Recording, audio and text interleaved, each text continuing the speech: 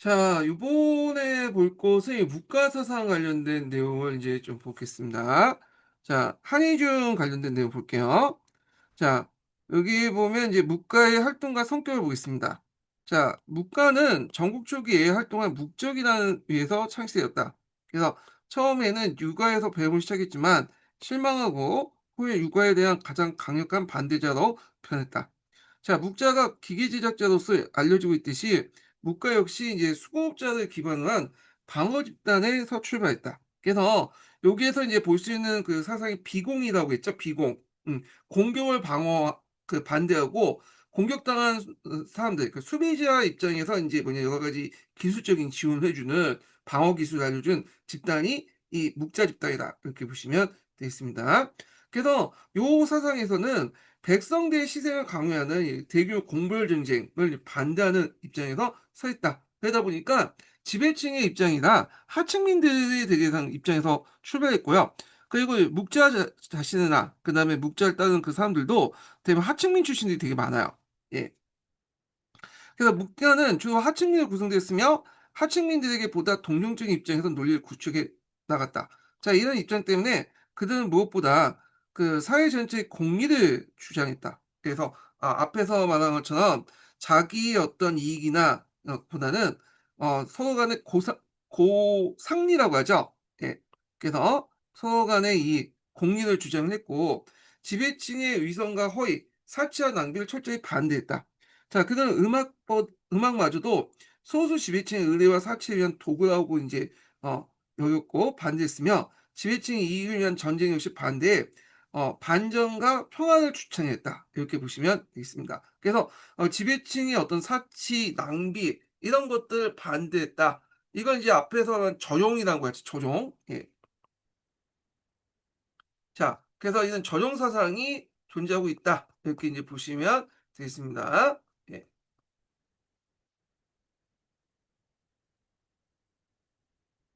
자, 그다음 잠깐만요. 네. 잠깐만 기다려 주세요.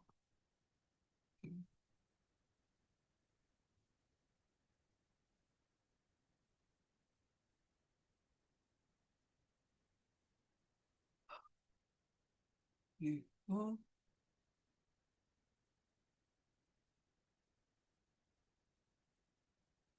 그래서 저종 그다음 비락 이렇게 음악도 인제 반대했잖아요. 저종 비약 사상 이런 것도 인제 있고 그리고 단순히 반전 논리를 펴는 데 그치지 않고 강대국의 약속을 침해에 적극적으로 대응해 그 약속을 지원했다. 그러니까 비공 사상을 연결해서 보시면 되고요. 특히 이제 육아에서 강조했던 장래를 비용이 많이 든다는 이유로 간소화할 것을 인제 주장을 했다. 예. 그러니까 이거는 묵가의 일관된 논리적 입장을 보인다.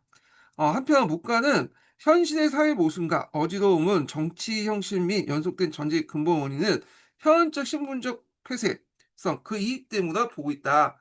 그래서 이제 얘는 차별의 자리 이런 것들을 강조하잖아. 이런 것들을 강조하는 게 이제 그는 현원적이고 어떤 자신의 이익만 이제 강조하는 걸 반대했죠. 이거 다 보면 육아의 어떤 그 사상을 이제 염두에 두고 얘기한 거죠. 그래서 해결책으로 모든 사람을 차별 없이 사랑하는 겸해를 주장했다는 거야. 이건 이제 겸해. 그래서 그 당시에 인제 그 교상리를 주장했다. 어 이익을 서로 교환하는 그렇게 공유하는 교상리를 주장했는데 그래서 이 평등 세계를 실현하려고 상당히 노력했다. 이렇게 이제 보는데 약간 뭐하고 비슷하냐면 사회주의, 공산주의하고 좀 약간 비슷해요. 그래서 요즘에 인제 시진핑이 강조하는 공동부유? 요걸 강조했는데 요즘에는 좀 안 들어봤는데 얘기는 안 하고 있는데 하여튼 요거와 좀 비슷한 논리인데 그래서 오늘날 사회주의 분배와 일맥상통한 바가 있어 사회주의 국가인 중국에서 많은 각광을 받고 있다. 자, 이거는 육아가 이제 욕심에 반려를 해 의식주의 해편 이익의 개념을 긍정적으로 이해한 것이며 자, 그래서 여기에 보면 아까처럼 했지만 이 문과는 육아를 염두에 두고 상당히 비판적인 어떤 사고방식을 많이 가지고 있거든요. 그래서 앞에서 얘기한 것처럼 이런 이제 뭐냐면 육아의 그 차별에 반대해서 겸해를 주장한다든지 그다음에 이익의 개념을 긍정적으로 인제 뭐냐 이해하고 있다는 거 이런 것도 인제 하죠. 물론 이익이라는 것은 자기의 이익이 아니라 교상리 그러니까 공동부유식의 어떤 이익을 얘기해요. 그다음에 또 두 번째는 상형론에서도 그 내용이 나오는데, 자, 이 육아도 상형론을 이제 주장해요. 상형론이라는 것은 왕이 왕답지 못하면 현명한 사형을 낼 수 있다는 그 육아 윤리가 요게 상형론에 속하잖아요. 근데 요거에 대해서 인제 뭐냐면 묵가도 현명한 사람이 왕이 돼야 된다는 건 찬성해. 근데 약간 이제 달라. 결이 다른데 뭐냐면, 육아 같은 경우에는 가족적인 질서에서 크게 벗어나지 못해. 그러니까 이제 여기에 보면 그 당시 이제 크게 보면 왕을 이제 세울 때 뭐냐면, 자기 이제 왕이 왕답지 못하면 1 순위로서 이제 뭘 내세우냐면, 가족을 이제 안에서 혈족 안에서 이제 왕을 섬기자. 세우자는 논리죠. 그렇지만 물론 그게 없다면 이제 역사명령으로 넘어가는 거죠. 그냥 차후고. 근데 이에 반해 묵가는 철저하게 그게 아니죠. 뭐 가족 활동 필요 없어. 능력이 없으면 뭐냐면 가족 활동 필요 없고, 능력 있는 사람 무조건 내세우자, 이런 논리야. 그래서 되게 육아 같은 경우에는 그 가족적 질서 안에서 뭐 예를 들어 뭐 인조반정이나 중종반정처럼 이게 인제 쫓아낸 다음에, 인종과 중종은 이제 뭐 능력이 있다면 하는데 일단은 혈통이 있기 때문에 인제 내세운 거잖아. 물론 이제 더 이상 이제 얘네들이 아니다 하면 혈통을 바꿀 수 있지만 이건 차후의 문제고, 근데 이제 묵가는 그건 신경 안 쓰죠. 혈통에 상관없이 능력만 있으면 왕이 될 수 있다, 이런 논리예요. 그래서 오히려 묵가가 철저하게 더 뭐냐면 능력본위의 사회서열을 되게 강조했다. 능력에 따라서 이제 이런 것들을 강조했다는 거. 따라서 일제 세습적인 신분제를 부정했으며 관료는 물론 군주의 세습마저 부정하는 고대 성향의 논리를 재차 강조했다. 그러니까 세습제 자체를 이제 반대했다는 거죠. 육아 같은 경우에는 세습제를 인정하고, 그다음에 또 그 안에서 뭐냐면 현명한 사람을 세우자는 건데, 근데 여기는 세습제에 상관없이, 필조에 상관없이 그냥 왕통이 아니어도 누구나 뭐냐면 왕이 될 수 있다, 이런 개념이죠. 그래서 여기 현재의 개념도 개인의 도덕적 자유보다는 천하의 백성을 위한 업적을 중시해 백성에 의한 희생과 봉사가 일관된 군주상을 이상적으로 제시했다. 그래서 겸양과 근문 속에 치수 사업을 전력 현신한 우왕이 묵자에 있어서 성인의 정형이 된 것은 결국 우연이었다. 자, 일단 우왕 같은 경우에는 이제 그 앞에서 그 묵자와 코드가 비슷하죠. 그 아까쯤에 이제 묵자가 이제 그 강조했던 것이 이런 전용이잖아요. 아껴 쓰는 거. 그런 것들 겸양하고 관련돼 있고, 그다음에 묵자 사상 집단 자체가 수공업 집단이죠. 기술자 집단이죠. 근데 우왕은 또 기술을 통해서 치수를 했잖아. 그러니까 이 묵자 입장일 때는 우왕이 상당히 뭐냐면 이상적인 군주로 비칠 수밖에 없겠죠. 예. 그래서 인제 있고, 자, 그러면 이런 피지배층의 위주의 정치 사상을 강조에는 불구하고 묵가 사상은 좀 한계가 있어요. 당시의 가족 제도와 군신 제도 및 사회주의 선 자체를 용인하고 있다. 특히 후기 묵자 사상이라는 상동론에서 단계적 권력 구조화에서 일반적인 하향 통치 방식을 강조했는데, 자, 이게 좀 약간 그죠. 평등을 내세웠지만 실제로는 그들의 조직 원리를 보면 이 피라미드 형성이 됐고, 위에서 아래로 이렇게 하는 하향식의 어떤 의사결정 구조를 가지고 있다는 거죠. 그러다 보니까 윗사람에 대한 무비판적 복종과 체제 옹호적인 논리를 제공하고 부인할 수 없다. 이게 한계가 있죠. 그래서 이것은 지도자에 의해서 일방적인 독재가 가능한 건 이론이다. 그래서 공산주의도 마찬가지예요. 공산주의 그 조직 방식이 이런 식으로 피라미드 구조로 돼 있고, 위에서 하향식으로 인제 하잖아요. 자기 말로는 민중 집중제라고 하죠.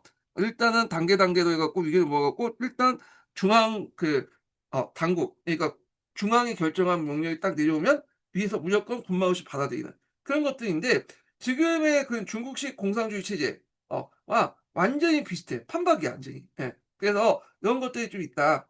그 상동론이라는 그 내용을 보면 아랫사람은 윗사람에게 절대로 복종하는 것을 주장하는 묵자의 논리인데, 사람이란 모든 뜻이 다르고 그대로 방치한 사회 질서를 유지하기 없기 때문에 아래에서 위의 의견을 일치해야 한다고 주장했다. 그래서 이제 이 상동론 관련된 어떤 이상 사회를 구축하기 위해서는 뭐냐면 일종의 필요 악으로서 이 조직 논리가 인제 이런 식으로 했죠. 그래서 일치 단결된 의견을 모으기 위해서 했고, 그걸 통해서 뭔가 이상 사회를 구축하고 그다음에 새로운 사회를 만들기 위한 어떤 그 조직론으로서의 상동론을 제고했다. 지금 공산당하고 거의 비슷한 사고방식을 갖고 있다는 거죠. 자, 묵자가 선진사상을 공헌한 또 다른 논리 방법인데, 묵가는 집단성이 강하기 때문에 문도를 효과적으로 교육시키기 위한 방법으로서 일상적인 지식과 진리의 농주에 따른 남다른 관심을 가졌다. 그래서 집단성이나 강한 것은 묵자 집단이 완전히 이제 뭐냐 그 하야 뭐야 그 상당히 위계가 분명한 그런 아주 집단이기 때문에 이런 걸 얘기한 것 같고요. 그래서 이제 이때 이제 뭐냐면 그 밑에 있는 이제 사람들을 교육시키기 위해서는 좀 그들에게 이제 효율적 교육 방법이 필요하겠죠. 그러다 보니까 나는 논리학을 제시했는데 자 이때 이제 이 논리학 내용 보면 어휘에 대한 엄격한 개념 기준과 중요성을 강조했다. 왜냐하면 중국어 같은 경우에는 그 주어, 목적어, 서술어 내용이 엄격하지 않아요. 문법 구조가. 그러다 보니까 이런 문법 구조 안에서는 효율적 의사 전달을 할 수가 없기 때문에 이런 문법 구조 안에서 이제 효율적 의사 구조를 전달하기 위해서는 어떤 어휘의 뜻과 그다음에 주어와 그 목적의 뜻, 서술어 이런 것들 관계를 명확히 하고 큰 개념과 작은 개념을 명확히 하고 그런 것들이 필요하죠. 그래서 이제 이렇게 하는 과정에서 논리학이 발달됐고 이런 논리 방법은 별목 혹은 명가로 했다. 그래서 별목이라는 말에서 볼 수 있듯이 이 명가 자체가 이 묵가 집단에서 출발했다. 이렇게 보시면 될 것 같고요. 그래서 이제 그 대표적인 사람은 이제 명가에 대한 해시나 공소용 같은 사람이 있다라고 있죠. 그는 3월 인식의 주관성과 상대성, 일면성을 논주했으나 지나친 궤변은 이제 흐른 점이 있다. 이렇게 이제 설명하고 있는데 여기에서는 잠깐 이제 짤막하게 설명하고 있지만 여기 보면 이제 그 따로 이제 좀 보면 사상가 중에 아까 얘기한 명가 관련된 사항이 있어요. 명가. 그래서 이 명가는 이제 동계에도 나와 있지만 중국어의 문법 구조상 논리적으로 진행이 어려운 부분이 있고 또 학파 간의 학문적 대립 과정에서 자기 학파에서는 이제 스승의 말을 무조건 받아들이는 건 당연한 거지만 다른 학파는 우리 스승이 이렇다 하면 통하지가 않죠. 예. 그러니까 다른 학파 간의 논쟁 과정에서 이런 이제 설득을 시키면 논리학이 발달할 수밖에 없잖아요. 그러니까 이 문과에서 이렇게 따로 명가가 이제 독립해 나서 이제 명가가 그러니까 문과에서 따로 나와서 명가가 이제 독립해 나왔는데 자 그때 이제 명가 사람들의 논리를 보면 해시의 연물신사 그다음에 공손의 명신론 백마비마서 있어요. 예. 그러니까 연물신사가 뭐냐 하면 모든 사람에 대한 객관적 진리를 부정하고 인간의 주관성에 따라 진리가 결정된다는 거야. 예. 그래서 큰 주요 개념을 파악하는 모든 형상은 같은 것이나 작은 종의 개념을 볼 땐 서로 다르다. 그리고 만물은 근본적으로 완전히 똑같을 수 있으나 동시에 계물로 볼 때 작은 걸 볼 땐 각각 다르다. 이렇게 있죠. 그래서 예를 들어서 이제 우리가 생명이라는 그 동물, 식물 이렇게 입장을 볼 때는 동물이라는 큰 범위에서 볼 때는 그 원숭이라든지 저쪽 그 뭐냐면 악어라든지 인간이랑 다 똑같잖아요. 예. 근데 개별적으로 다 보면 종이 다르죠. 예. 이런 거와 비슷해. 그래서 큰 개념을 볼 때는 뭐냐면 다 똑같이 보이지만 작게 들어가면 뭐냐면 또 다를 수 있다. 뭐 이렇게 하는 것이 영물 심사론이고 공성론의 명신론은 뭐냐? 백마비는 뭐냐? 명과 실은 일치된다. 그러니까 말하는 거하고 지금 명분하고 실이 안 맞으면 이거는 말이 통하지 않는다라는 거죠. 그래서 이런 추상적 개념하고 수학적 개념을 뒷받치는 그 현실적인 어떤 구체적인 내용하고 일치된다. 이런 내용이 명심론이고요. 그 다음에 백마비마서는 뭐냐면 큰 개념과 작은 개념을 분명히 해야 된다. 우리가 이제 백마는 말이 아니라는 뜻이잖아요. 이 말에서 보면 백마가 말이 아닌 것은 개변을 할 수 있지만 얘네들 입장을 들면 말이 맞아. 왜냐 백마라는 것은 말의 작은 개념이죠. 그리고 말은 큰 개념이잖아. 근데 백마가 말이다 하면 백마 즉 맞서 말하고 하면 이 작은 개념하고 큰 개념이 뭐냐면 일치되는 거잖아요. 이거는 논리적으로 맞지 않죠. 그래서 정확한 말하면 뭐냐면 말의 일종이 백마다 이렇게 해야 되는 거야. 그래서 이 입장에서 백마 비마설을 주장한 거죠. 큰 개념과 작은 개념은 일치하지 않고 다르다. 큰 개념 안에 작은 개념이 들어가야 된다. 이런 논리가 이제 백마 비마설 논리예요. 자, 그래서 이런 식으로 영물심사, 그 다음에 명신론, 백마 비마설 같이 그 중국어 문법의 한계를 좀 극복하고 다른 학파를 설득하기 위해서 이 논리학이 나왔는데 명가가 나왔는데 이 명가는 그 기원이 묵가에서 출발했다. 이렇게 보시면 되겠습니다. 자, 그 다음에 이제 요 명가 요 관련돼 있고 묵가 관련된 동계 내용을 좀 보겠습니다. 자, 동계에 있는데 여기 몇 페이지 펴보시냐면 142페이지 보세요. 인간 평등을 제청한 묵가 보겠습니다. 자, 묵가를 제청한 묵자는 이름은 적이며 송나라 미천원 출신이다. 앞에서 말한 것처럼 이제 묵자라는 말 자체가 이게 여기 이름이라고 했는데 이름은 저기도 할 수 있겠네. 성이 이제 묵자가 아니지. 예. 말을 아까 좀 제가 잘못했는데 성이 묵자가 아니고 이름은 저길 수 있어요. 예. 아까 저 말을 제가 좀 수정해 주시고. 그래서 이 성은 이제 묵형을 받은 사람이라는 뜻이기 때문에 성의 의미가 아니죠, 이거는요. 예. 그러니까 묵형을 받은 적이라는 사람이다. 이런 의미라고 보시면 되죠. 자, 그래서 일찍이 육아학설을 배웠으나 육아의 어떤 형식주의와 불평등성을 반대하여 국가학파를 이제 창시했는데 전국 초기에 이제 세력이 강성하여 육아의 강력한 경제 상대가 되었다. 특히 묵자는 생산활동과 절약을 강조했다. 그래서 이제 절용이라고 하죠. 앞에서 얘기했죠. 사치와 낭비 같은 지배층의 어떤 사치와 낭비를 반대했고 육아의 어떤 이제 이런 그 여러 가지 의례 같은 것도 이제 반대했죠. 이게 다 뭐냐면 전화 사치와 관련된 거기 때문에 반대한 거죠. 자, 그다음에 특히 이제 육아는 그 묵가는 육아 사상을 비판했는데 공자는 어디서 온 공자도 신하가 잘 보편 정치도 잘 된다. 그래서 혈연주의적인 어떤 입장에서 이제 하잖아요. 세습을 강조하고 물론 이제 거기에 어리석더라도 맹자같이 그런 뭐 제대로 되지 못하면 역사혁명 같은 걸 주장을 하고 했지만 이건 차후의 문제죠. 그래서 공자도 이제 잘 보필하고 그 망을 바꾸더라도 뭐 그 안에서 바꾸자 하고 했잖아요. 그러니까 언어 혈안적인 것들을 강조하는데 묵자는 왕의 셋을 반대하고 훌륭한 인물 왕위에 이제 불려준다. 혈통이 상관없다. 그래서 이제 있고 육아의 가족 제도 및 인간 사회 간의 어떤 특수관계를 중시하는 차등적인 사랑에 대한 반대하면서 인간은 자신을 사랑하듯 다른 사람을 겸해로써 사랑해야 된다는 사랑의 사회가 평화가 올라는 주장이 있고 육아가 내세간을 부정한 데만 해서 묵가는 귀신의 존재를 인정하고 귀신에 대한 제사가 현세의 충복을 가져올 믿었다. 예, 도덕적인 하나님의 천이 상보를 인간에 준다고 주장했다. 그래서 이제 있고 이거는 육아가 이제 그 귀신 같은 거 부정하잖아. 난 귀신이는 모르겠다고 하잖아요. 예. 공자가 이제 귀신을 물어보니까 그리고 아까 천도와 인도를 구분한다고 했죠. 예. 그래서 이제 천도 하늘의 문제는 우리는 이건 놓칠 수 없는 문제고 우리의 문제는 그 인간의 문제에 초점을 맞춰야 된다는데 여기에는 하늘에 관련된 내용은 이제 얘기했죠. 천도와 인도를 서로 연결시켰다는 데 의미가 있다는 거죠. 그래서 그럼 육아와 묵가가 이제 어떤 차이가 있냐? 일단은 묵가는 아까 차별애를 이제 뭐냐 반대하고 겸해를 강조했다는 거 이게 있고요. 그리고 정치 사상 측면에서는 육아 같은 경우에는 물론 이제 아까 얘기처럼 이제 역성행동도 있지만 그 역성행동보다는 이제 주로 혈통을 강조하잖아요. 세습을 인정하죠.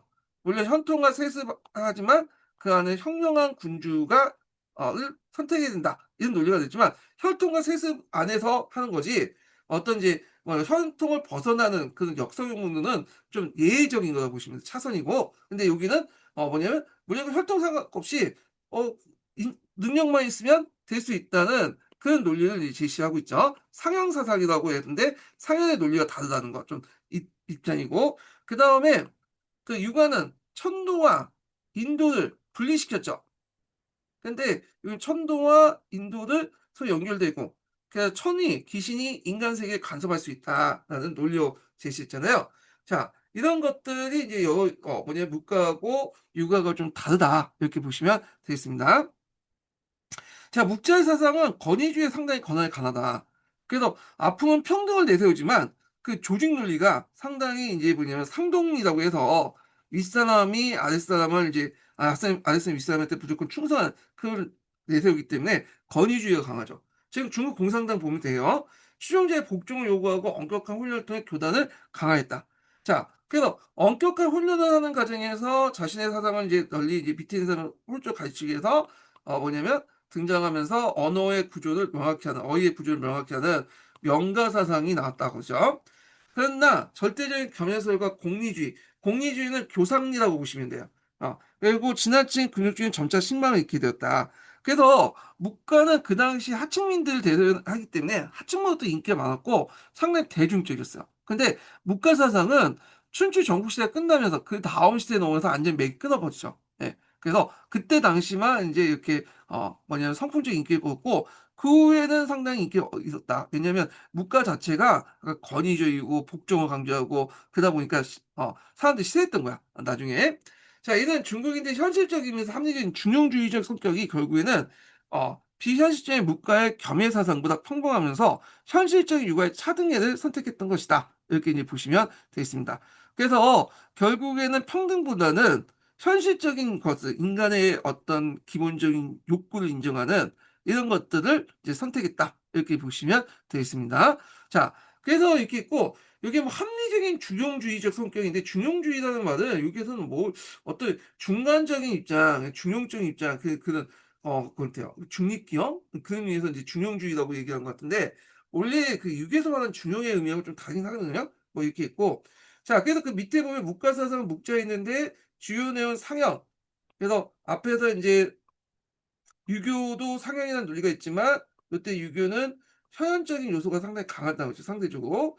그다음에 이에 반해서 여기는 혈통을 아예 부정하는 그런 게 있고 상동, 그다음에 만민평등, 겸해, 비공 이렇게 있는데 상동은 잠깐만 이게 왜 상동이 만민평등으로 돼 있지? 여기 보면 여기 뭐 아랫사람이 윗사람에게 절대 복종하는 논리가 이 상동으로 돼 있거든요. 그래서 사회 질서 유지하기 어렵기 때문에 아래에서 위하 이렇게 있는데 이게 무슨 여기하고 지금 동계하고 좀 말이 안 맞아. 예. 어떤 의미에서 인제 그거를 상동을 만민평등으로 규정짓는지 잘 모르겠는데 일단은 한번 그 물어볼게요. 이게 어느 게 맞나지? 한의 중에 많이 맞는 것 같은데 이거는 좀 약간 설명이 좀 잘못된 것 같아. 한번 보겠습니다.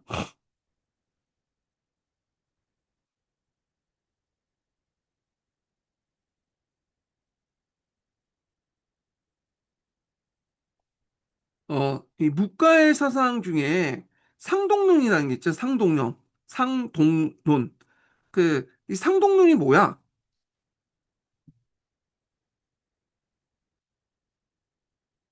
와, 상동론이라는 말은 주로 생물학에서 쓰이는 개념인데, 사실 철학이나 언어학 같은 다른 분야에서도 조금씩 다르게 사용되기도 해. 여기서는 아마 생물학적 맥락에서 듣고 싶은 거겠지? 혹시 아니면 바로 말해줘. 자, 생물학에서 아, 상동론이 아닌데 국가 사상을 하는데. 춘추 전국시대 때 이 묵가라는 사람이 있었잖아요. 묵가. 묵자. 이 묵자가 주장하는 상동론이 어떤 얘기야? 그러니까 생물학에서 얘기하는 상동론이 아니라 묵자 사상에서 말하는 상동론이 어떤 얘기야?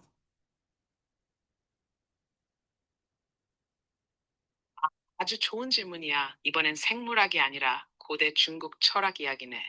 상동론론은 사실 묵가 사상에서 중요한 개념인데, 여기서 상동은 글자 그대로 하면 서로 같게 한다는 뜻이야. 즉, 모두가 동일한 기준을 공유해야 한다는 사상이지, 좀 더 풀어서 말하면, 묵자가 말한 상동론은 사회 질서를 위해 의의나 법 같은 행동 기준을 하나로 통일시켜야 한다는 거야. 사람마다 선악이나 옳고 그름을 제각기 다르게 판단하면 사회가 혼란에 빠지니 군주부터 백성까지 동일한 기준을 따르게 해야 한다는 거지. 묵가는 이를 통해 당시 혼란했던 춘추 전국 시대의 사회를 바로잡으려 했어.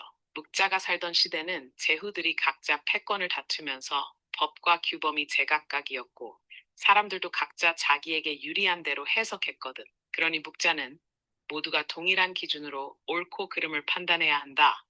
그러면 다툼도 줄어들고 세상도 평화로워질 것이다. 라고 주장했어. 여기서 비유를 들어볼게. 상동론은 마치 축구 경기를 할 때 모두 같은 규칙을 따라야 하는 것과 같아. 만약 팀마다 다른 규칙을 적용한다면 경기가 엉망진창이 되겠지. 묵자는 사회도 마찬가지라고 본 거야. 규칙을 하나로 통이동해야 모두가 공평하게 움직이고 사회가 질서를 유지할 수 있다고 본 거지. 그리고 묵자는 이 상동의 표준을 정하기 위해 천텐, 즉 하늘의 뜻 텐즈를 강조했어. 모든 사람은 각자의 이해관계가 얽혀 있지만 하늘의 뜻은 공평하다고 본 거야. 그래서 하늘의 뜻을 기준으로 삼아 상동하게 해야 한다고 주장했지. 혹시 이 묵가 상동론을 더 철학적으로, 예를 들어 육아 사상에서의 예와 비교해서 보고 싶어? 아니면 묵가의 상동론이 실제 정치에서 어떻게 적용됐는지 더 궁금해? 말해줘. 상동론 안에 이런 사상도 있잖아. 그 아랫사람은 윗사람에 절대적으로 복종해야 된다. 이런 주장도 상동론에 속한다고 보고 있는데 요게 이제 어떤 거하고 너가 지금 아까 말한 거하고 어떻게 연결되는 거야? 좋은 지적이야. 바로 그 부분이 묵가의 상동론을 현실 정치 질서로 연결해주는 핵심이거든. 묵자가 말한 상동은 단순히 생각을 갖게 하자 정도가 아니야. 더 구체적으로 들어가면 그것은 위에서 정한 기준을 아래가 따름으로써 질서를 유지하자는 정치 사회 규범이야. 묵가는 이렇게 말해. 세상 사람들이 옳고 그름을 제각기 다르게 판단하면 다툼과 혼란이 생기니 이를 막기 위해 반드시 위에서 정한 하나의 기준, 이인에 모두가 따르도록 해야 한다. 이때 위에서 정한이라는 게 중요해. 즉, 윗사람이 정한 법과 의를 아랫사람 백성이 무조건 따르는 구조야. 그래야 사회 전체가 하나의 규범 아래 움직여서 안정과 평화를 얻는다고 본 거지. 여기서 아랫사람이 윗사람에게 절대적으로 복종해야 한다는 사상도 자연스럽게 나와. 묵자는 인간 개인의 도덕적 판단보다는 사회 질서를 유지하기 위한 위계적 복종을 더 중시했어.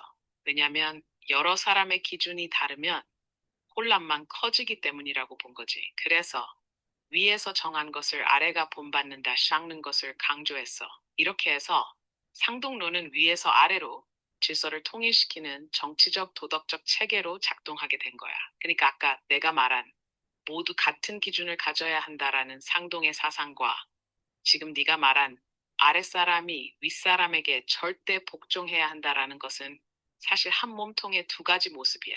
즉, 상동을 위해서는 결국 위에서 정한 규범을 아래가 따라야 하고 따라서 자연스럽게 복종 체계가 필수 조건이 되는 거지. 좀 더 비유로 풀어볼까? 이건 마치 한 회사에서 사장이 방침을 정하면 부장, 과장, 사원이 그 방침에 따르는 구조와 같아. 방침이 제각기 다르면 회사가 돌아가지 않으니 하나로 통일되기 위해선 위에서 정하고 아래가 따른다. 묵자는 이런 조직적 원리를 사회 전체에 적용하려 한 거야. 좋아. 혹시 더 궁금한 게 있어? 예를 들어, 자, 잘 들으셨죠? 그러면 이제 정리해서 얘기할게요. 그러니까 이게 서로 모순된 게처럼 보이지만 이게 서로 연결되는 것도 있거든요.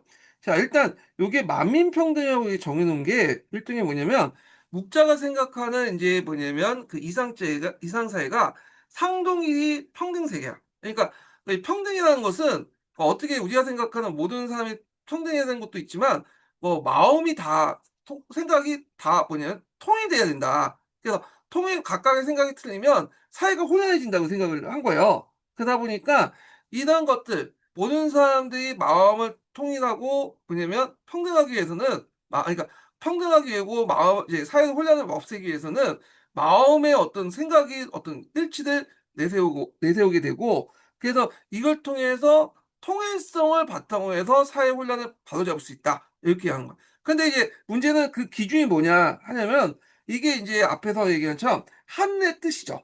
천도를 기준으로 해가지고 통일해야 된다. 그러면 천도는 누가 하냐? 윗사람이 하는 거죠. 윗사람의 말이 이제 천도를 깨닫고 아랫사람이 얘기하면 절대적으로 복종해야 돼.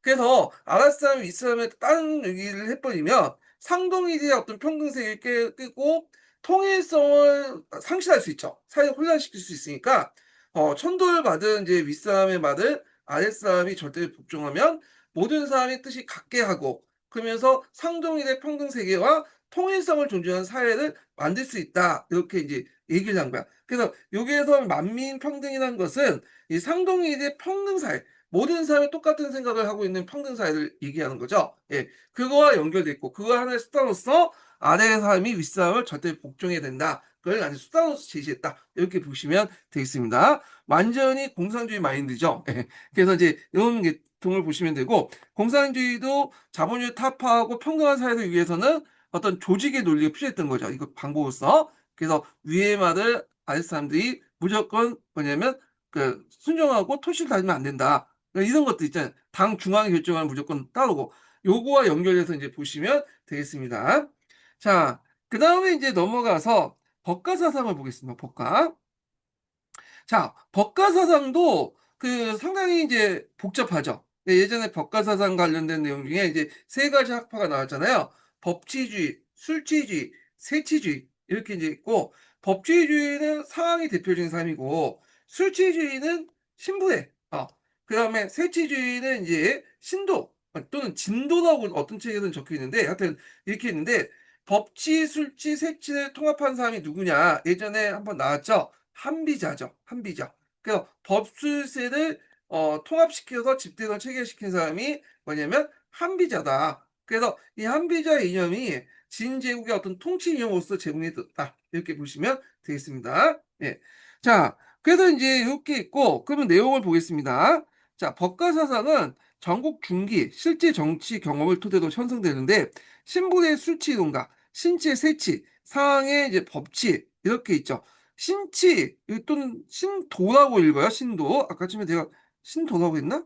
어. 자, 하여튼, 그래서 이제 이걸 한비자가 종합했다. 이렇게 보시면 되겠습니다. 자, 법가의 출발점은 인간은 상당히 극단의 불신을 보죠. 성악선을 바탕으로 한 거야. 그래서 앞에 이제 순자의 영향을 받았다고 했죠. 순자의. 그 기존 귀족 세력들 일수하고 엄격하게 관료를 통제하면서 철저하게 재민을 지배해서 군주권을 절대화를 통해서 강력한 중앙집권적 국가를 상징하는 것이 최종 목표인데 범법사상이죠. 그래서 이 범법사상 법가가 여기 뒷받침해줬다. 이렇게 보시면 되겠습니다. 자, 그러면 이제 여기에서 법가, 술가, 세가, 세파, 그러니까 법파, 술파, 세파 관련된 내용을 볼게요. 법치주의, 수치주의, 세치주의 관련된 내용을 좀 정리하고 한번 읽어보겠습니다.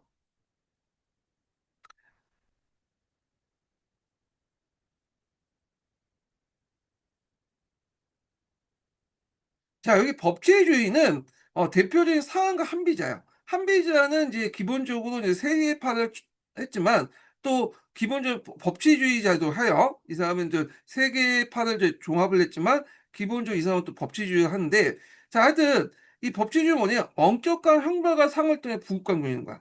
그래서 뭐냐면 이렇게 잘못한 것은 엄격하게 처벌하고, 그다음 공을 세우면 상을 주는 그런 이제 부국강경정책을 했던 것이 이제 법치주의다. 법에 따라서 이렇게 있고, 그래서 이제 있고, 술제주의라는 거는 그 신하를 대상으로 건물 소수를 이용해 갖고 통치하는 기술. 그래서 관료의 엄격한 업무 부과 및 상법권 행사에서 공가 중시의 결과를 중시하고 중국 관료 제도의 기본 원리를 제시했다. 이런 내용들 좀 기억을 해두고. 그 다음에 신도라는 사람이 있는데, 신도는 군주의 덕행이나 권력에 의한 통치는 아닌 그 권력에 의한 통치를 추구했다. 이게 도덕적인 업과 정치를 분리해서, 그런 예전에는 유교에서는 뭐 도덕을 강조했잖아요. 근데 이건 개인에게 적용되는 거고, 정치에서는 그게 중요하지 않다.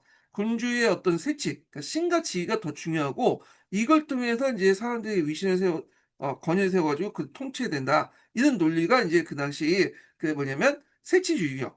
그래서 요 한비자는 법술세를 같이 했고, 기본적으로 한비자는 법가지만 술치와 세치도 같이 봤죠. 그래서 3파를 집대성했다.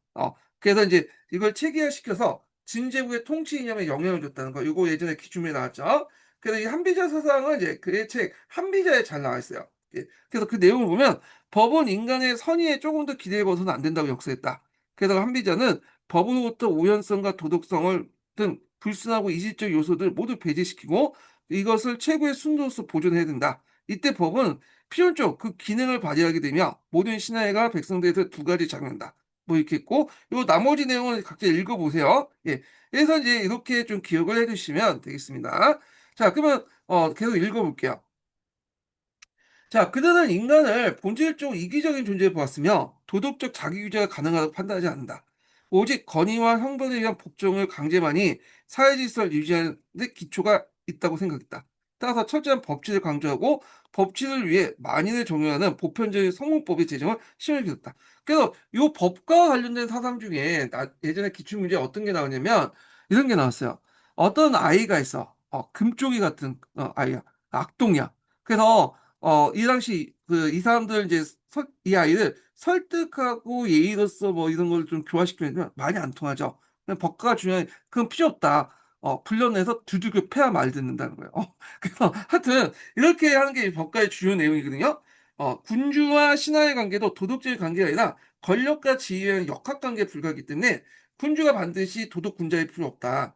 그리고 어떤 명부는 그 당시 군주의 권위를 부정할 수 없다는 논리를 가지고 있는데 이게 신도의 세치론이죠. 신도의 세치론은 도덕적 군주가 되는 것보다는 이 권력과 심의에 의한 통치가 중요하다는 거야. 이게 아까 뭐와 비슷하냐면 마키아벨리의 군주론과 비슷하죠. 예. 그러니까 개인적으로 도덕적으로 능력 있는, 그러니까 개인적으로 도덕적인 사람이 개인적으로 도덕적인 이 사람이 꼭 정치가 능력이 있는 건 아니라는 거죠. 예. 그래서 이런 정치와 도덕을 분리시켰어요. 예. 개인적인 도덕과 그다음에 정치는 분리시켜야 된다. 그러니까 유교에서는 수신제가 치국평천처럼 마음을 닦고 성인 군자들이 정치를 해야지 제대로 될 수 있다고 하잖아요.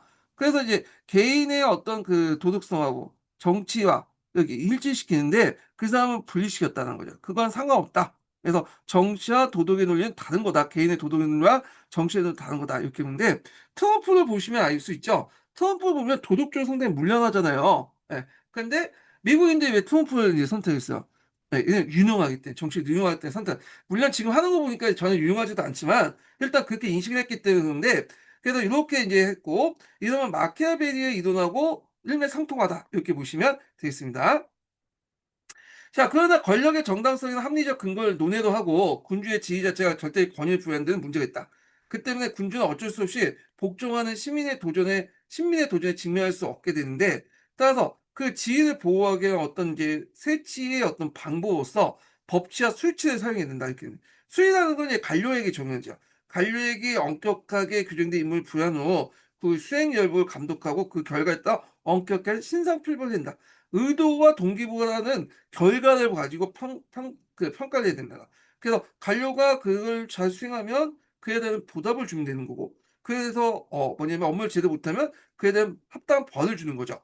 자, 그래서 좋은 결과를 할지라도 또 관력 고유의 권한을 벗어난 것을 처벌된다. 그래서 결과도 중요하지만 다만 여기 종재 요건이 있어요. 왜냐하면 규정에 맞게 했느냐, 자기의 지시에 맞게 했느냐. 근데 그 지시에 맞지 않고 규정에 맞지 않고 했다가 좋은 결과가 나왔다. 그건 또 뭐냐면 처벌이죠. 왜냐하면 그걸 인정할 경우에는 나중에는 자신의 어떤 지시나 법을 무시하잖아요. 이렇게 선례가 나오니까. 자, 하여튼 이런 논리는 이후 이제 중국 관료제의 기본 원리가 됨으로써 관료제 발전에 크게 공헌했다. 결국에 술치란 건 관료가 정치적 실권을 장악하지 못하도 방지하는 것이 주목적이기 때문에 신하가 능동적으로 정치 참여하고는 철저하게 군주가 시킨 것을 뭐냐면 처리하고 그 결과가 좋은 걸 판단하는 거죠. 예. 근데 군주가 시키지 않은 일을 하고 그 결과가 좋다면 그건 또 처벌받아야죠. 군주 말 잘 안 들었던 거잖아. 자, 그래서 수족이 된 것을 용한다. 모든 체제의 권한은 군주의 독단에 의해서 내려지는 것이고 특히 상벌권은 군주 고유의 권한을 강조했다. 그래서 이는 객관적이고 합리적인 관료 질서보다는 군주의 자의적인 권위의 개별적 복제는 관료 만들어내는데 주력한 이론이다. 자, 술치가 관료에 대한 통제라면 법치는 백성에 의한 통치예요. 그 법을 엄격히 해서 이렇게 통치하는 방식이죠. 그래서 이때 물론 백성도 넓게 보면 이제 신하도 이렇게 속하고 있죠. 그래서 넓게 보면 법치 안에 이 술치가 여기 들어가 있긴 하지만 여기는 이제 일반 백성들을 이제 통치할 때는 법치도 이제 해야 된다. 그래서 법과에 의한 법이란 이기적인 인간이 서로 갈등한 무질서한 사회의 일정한 행동 표준과 시비의 기준이고 이는 군주가 제정한 강제 규범이다. 요거는 이제 아까 묵가사상하고 비교해 볼 수 있는데 묵가도 상당히 상동 1위의 어떤 평등 사상을 냈죠. 그때 같은 모든 사람이 한 가지 뜻은 상동 1위 이걸 하기 위해서는 뭘 해야 돼요? 예. 아까 얘기했처럼 그 뭐냐면 하늘의 이치 그러니까 이게 갑자기 뭐 생각이 안 나네. 어. 천도도 강조했죠. 천도. 천도에 따라서 하나의 기준을 마련해서 하고 이 천도라는 이제 윗사람이 아랫사람한테 명령하면 아랫사람 윗사람에게 무조건 따라야 된다. 그런 논리가 나오잖아요. 그래서 법가도 하나의 사상에 의해서 통치된다. 하나의 법에 의해서 어떤 기준에 통치된다는 건 그 뭐냐면 묵가하고 비슷해. 근데 묵가는 이제 천도를 강조하는데 얘네들은 이 천도보다는 인간인 군주인 그러니까 군주가 만든 법에 이제 강조했던 거죠. 이게 좀 차이가 있어요. 예. 그래서 이 당시 이제 법가의 정치의 객관적 기준은 법인데 이 법은 누가 만드냐? 군주가 만든 거죠. 그래서 이 법 앞에서 평등. 그러니까 시세에 따라 제도를 변화한다는 시법가 범법의 논리를 제시하는 게 큰 의의가 있다. 그래서 상동이인 같은 문과 같은 경우에는 천도 앞에 모든 사람이 평등한 데 반해서 요것도 법 앞에 모든 사람이 평등하다. 이 법은 당연히 군주가 정한 거죠. 근데 이제 이 법을 만들 때 중요한 건 두 가지 요소가 있는데 하나가 사회의 어떤 조직을 바꾸는 거죠. 군주의 어떤 절대적인 재민지배 체제, 이게 범법이 논리고 시법이라는 건 그때그때 상황에 맞게 유동성 있게 변하는 게 시법이에요. 예. 그래서 이제 이 법의 기준을 할 때 만들 때 이 두 가지 것을 고려해서 봐야 된다. 이렇게 이제 보시면 되고요. 그다음에 이제 법 제정의 주체는 법을 통한 군주이며 백성은 법에 대한 호응은 물론 의사 표시도 금지돼 있어요. 이게 옳고 그르고는 다 중요한 게 아니야. 군주가 일단 법을 이제 만들면 이 법에 무조건 수용해야 돼. 결국에는 이것은 군주의 획일적인 통치를 강제하는 것이며 이걸 철저히 지키기 위한 우민 정치야 사상의 통일이 주장되기 이뤘다. 그래서 이제 이렇게 좀 기억을 해두시면 되고요. 그래서 비판의 근거를 만들 수 있는 법 위에 모든 지식을 철저하게 탄압을 했고, 그래서 이제 백성은 국가가 요구하는 생산과 방역을 정리해야 된다. 아까 이제 요 비판을 이제 법의 모든 사상을 탄압했다는 게 궁소갱유죠. 예. 그래서 이제 사상을 해결시키고 이걸 통해서 법이라는 이름을 통해서 군주를 저 백성을 통치하는 그런 것들을 해야 된다는 거. 그리고 이때 법이라는 것은 아까 시세와 범법이죠. 범법을 이제 보면 범법에 보면 이제 백성들을 직접 지배하는 거잖아. 그걸 통해서 그때 맞는 이제 필요한 인력과 물자를 다 끌어모아서 전쟁에 이기는데 사용했죠. 그래서 이 법가의 논리는 당연히 군주에게 큰 환영을 받았죠. 그래서 진시황과 이사에 의해 전국 통일을 위해서 그 효율성을 입증됐고 반면에 문제점도 있어요. 그러면 그의 법을 제정한 군주의 권력과 근원은 어디에서 제시해야 되냐? 그러니까 예를 들어서 우리가 이제 법률이라는 게 있잖아. 법률. 법률에 입각해서 또는 헌법에 입각해서 대통령의 권력이 나오죠. 그런데 이런 그 군주의 권력과 법의 근원. 그러니까 이제 그 권력과 법의 어떤 근원을 제시하려면 헌법 같은 역할이 없다는 거야. 우리가 이제 법이라든지 그다음 대통령의 권한인데 다 이게 뭐냐면 법률이라든지 헌법에 있고 법률도 헌법에 그거 근거인데 헌법 같은 게 없어. 그러니까 이걸 이제 헌법 같은 역할을 이런 거 찾아보니까 어디에 찾냐? 이게 이제 그 도가 사상의 도라는 개념을 찾은 거야. 그래서 이 도를 바탕으로 해서 군주의 권력과 법의 어떤 합리적 근원을 찾았다. 그러니까 도라는 것이 오늘날 헌법 같은 역할을 하고 예전에 중세시대 자연법 같은 역할을 했던 것이 도다. 그러니까 실정법 위에 있는 어떤 근원에 대한 법이 있잖아요. 이게 헌법과 자연법인데 요게 이제 뭐냐면 도에서 찾은 거죠. 도가 약간 이제 도가 사상하고 법가 사상하고 약간 이해가 좀 다르죠. 이율 배반적인 모습이 있지만 이렇게 도가와 법가가 서로 결합되면서 항로술이라는 걸 등장했다. 이게 법가와 도가의 결합이 있다. 그러니까 원래 항로술이라는 자체는 법가하고는 좀 상관이 없어요. 이게 그 노자와 황제의 통치술을 이제 항로술이라는데 이런 것들이 이제 도가와 이제 연결되면서 이렇게 나왔다. 이렇게 있어요. 이 항로술은 예전에 한번 시험문제 나왔죠. 예. 그래가지고 도가가 나중에 그 전국시대의 한초로 넘어가면서 등장한 게 항로술이고 이 항로술이 우리가 이제 알고 있기는 이제 아무것도 하지 마라. 그래서 이제 후식 정책을 내걸었죠.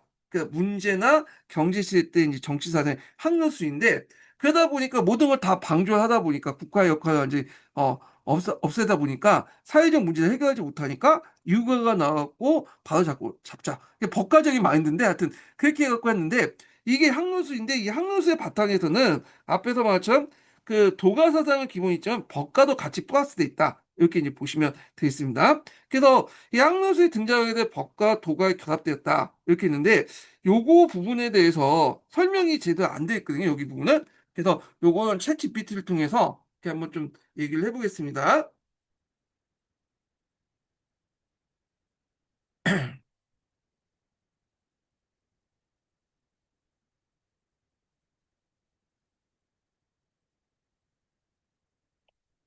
그, 어, 한나라 때 그 당시 이제 항제 사상과 노자 사상을 플러스 시켜서 만든 항노술이라는 게 있잖아요. 항노술. 이 항노술이 법가 사상하고 또 영향이 연결돼 있다고 하거든. 항노술하고 법가 사상이 어떻게 연결돼 있는 거야?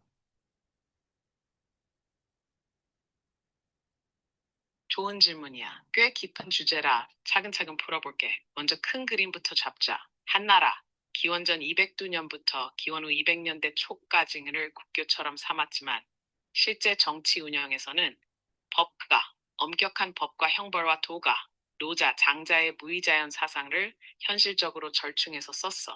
이걸 흔히 황로아슈이라고 부르지. 여기서 황은 전설 속의 황지, 라오는 노자를 가리켜. 즉 황제, 신화 속 지혜로운 군주, 플러스 노자를 이상으로 삼는 거야.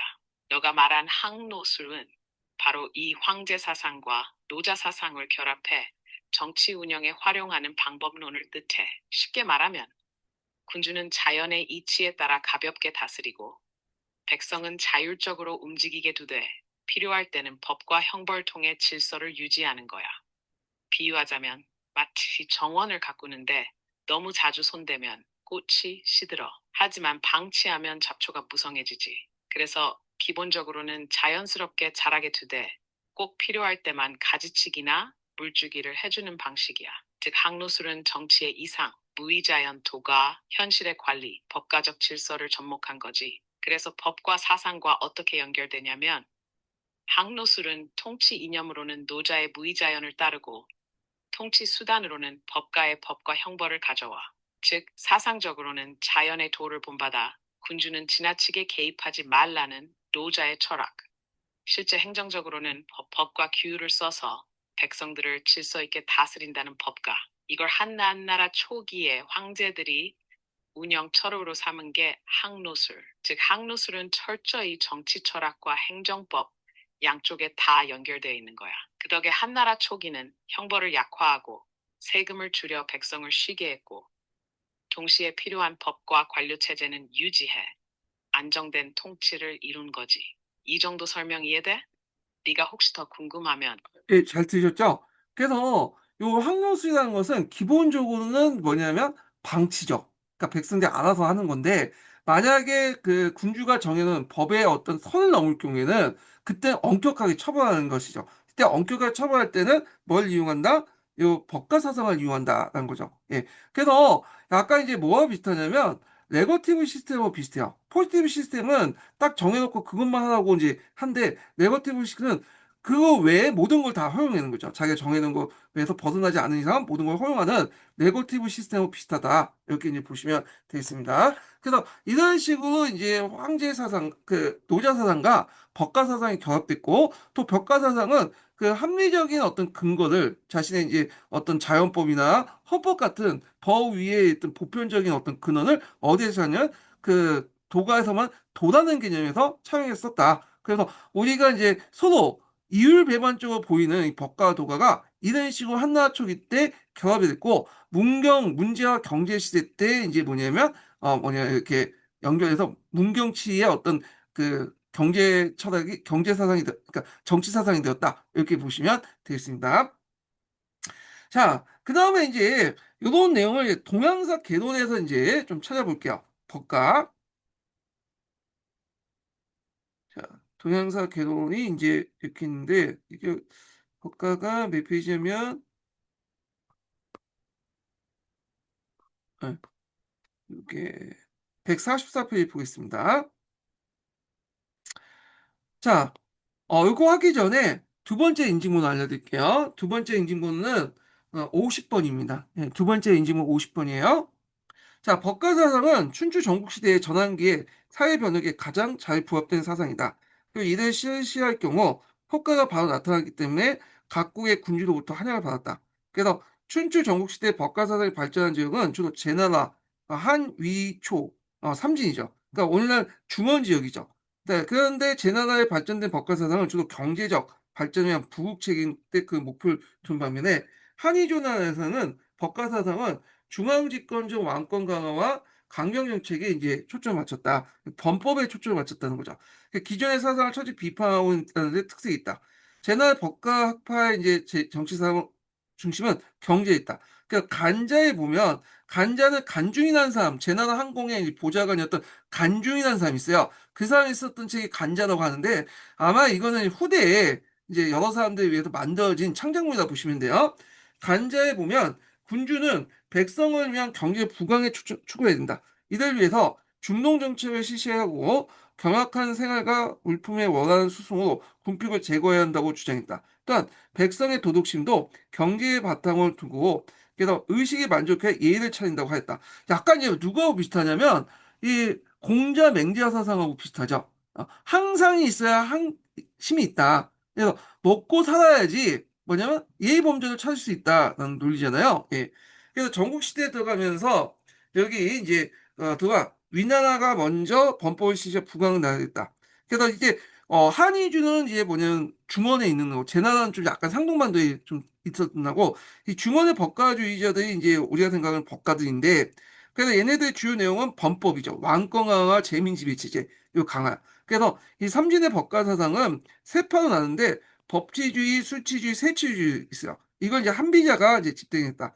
법치주의는 이제 이하의 상한, 그다음 한비자도 넓게 보인 법치주의에 속해요. 자, 이들은 법률을 제정하고 이들 국부를 삼고 엄격한 형벌과 큰 상을 수단으로 엄격 백성을 통제하여 국권을 강하며 부국강권을 추진했다. 그래서 요거 하기 전에 앞에 이제 한의준과 연결해서 보면 기본적으로 군주라는 것은 도덕적인 어떤 능력을 통해 개인적 도덕적인 능력을 통해서 통치하는 게 아니죠. 신과 권력을 통해서 통치해야 돼. 이것을 뭐냐면 세치주의죠. 그래서 이 과정에서 개인의 도덕과 정치적 논리를 분리시켰죠. 예. 이거 트럼프 보시면 알아요. 이거 지금 뭐 푸틴 같은 사람도 대표적인 거잖아요.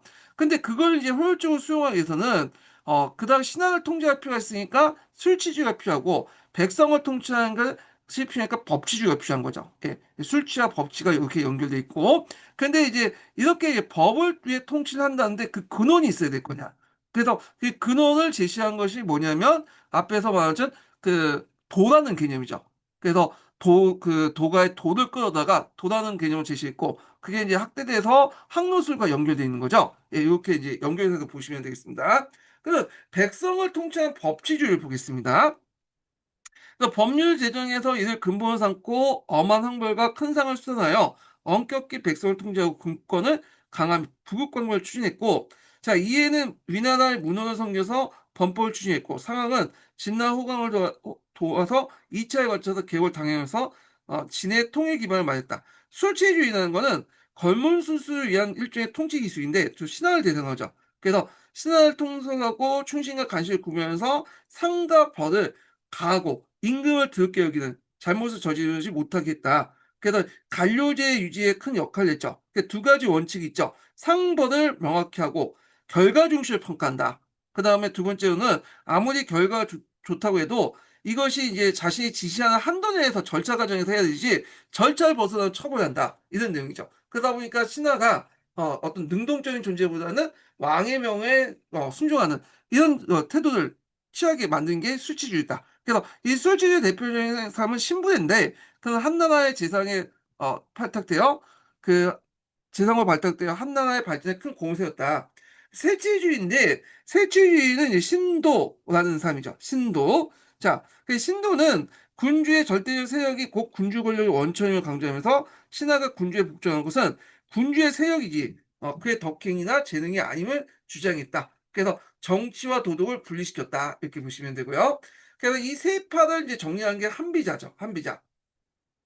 자, 이 한비자는 한나 공자로서 한자가 이제 여기 보면 그 출신지를 얘기하잖아요. 이것도 아마 성이 아니고 그럴 것 같아요. 비자도 이름이 아니라 그 뭐냐면 그냥 호칭인 것 같은데 자, 자자가 붙으니까 뭐 성인 앞에 붙은 거니까 하여튼 그 당시에는 한비자가 불렸나 봐요. 이름이 중요한 거 아니니까 한나 공자로서 진시황 때 재상이 된 이사와 함께 순자의 제자로서 성황성을 가지고 사상적 기반을 했다. 그래서 이 순자라는 인물은 유교에 속하지만 또 법가의 기원이 됐던 게 뭐냐면 그 제자들이 이제 법가의 유명한 사람이죠. 한비자, 이사 이런 사람인데 기록에 보면 한비자, 이사가 원래 이제 막연한 사이였고 이사가 이제 그 뭐냐면 한비자를 상당히 뭐냐면 좀 또 질투도 했나 봐요. 예.